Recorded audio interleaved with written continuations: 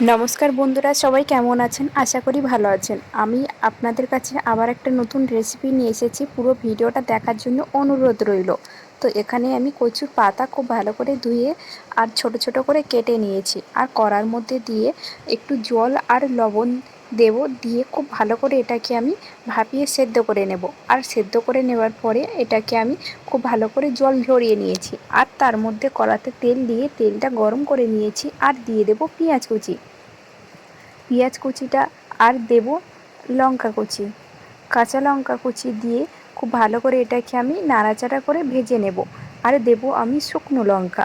সব কিছু উপকরণ খুব ভালো করে আমি নাড়াচাড়া করে ভেজে নিয়েছি, আর পেঁয়াজটা ব্রাউন কালার আসা পর্যন্ত আমি ভেজে নিয়েছিলাম।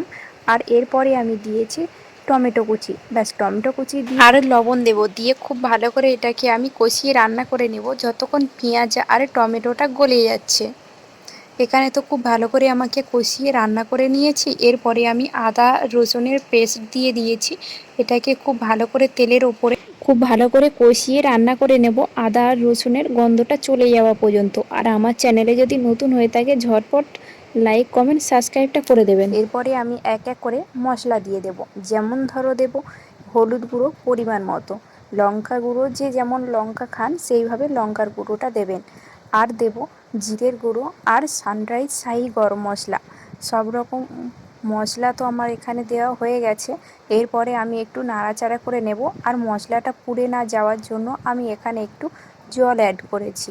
ব্যাস, এটাকে এইভাবে নাড়াচাড়া করব। কিছুক্ষণ কষিয়ে রান্না করে নেওয়ার পর চারদিক থেকে যখন তেল ছেড়ে আসবে, আমি এখানে দিয়ে দেব আগের থেকে সেদ্ধ করে ভাপিয়ে জল ঝরিয়ে রেখেছিলাম কচুর পাতা। দিয়ে দেব কচু গাছের পাতাটা দিয়ে আবার আমি এটাকে বেশ কিছুক্ষণ ধরে এইভাবে নাড়াচাড়া করে আমি রান্না করে নেব। আর হ্যাঁ, লবণটা স্বাদ মতো লবণ দিয়ে দেব। আমার এটা ক্যামেরাতে ওঠেনি, তাই আমার দেখানোও হয়নি। এখানে আমি স্বাদ মতো লবণ দিয়ে দিয়েছি, আর খুব ভালো করে এটাকে আমি রান্না করিয়ে নিয়েছি। অল্প আঁচে একটু সময় দিয়ে খুব ভালো করে রান্না করতে হবে। আমার এখানে রান্নাটা ঠিক ভালোভাবে হয়ে গিয়েছে। এরপরে আমি এখানে নামিয়ে, আর আমার চ্যানেলে যদি নতুন হয়ে থাকেন ঝটপট সাবস্ক্রাইব করে দিন নিত্য নতুন ভিডিও আগে পাওয়ার জন্য। আর হ্যাঁ, লাইক কমেন্ট সাবস্ক্রাইবটা করে দেবেন। আর এই বৃষ্টির দিনে কাদের কাজের কচুর পাতার রেসিপি খাওয়া হয়েছে আমাকে কমেন্ট করে জানান।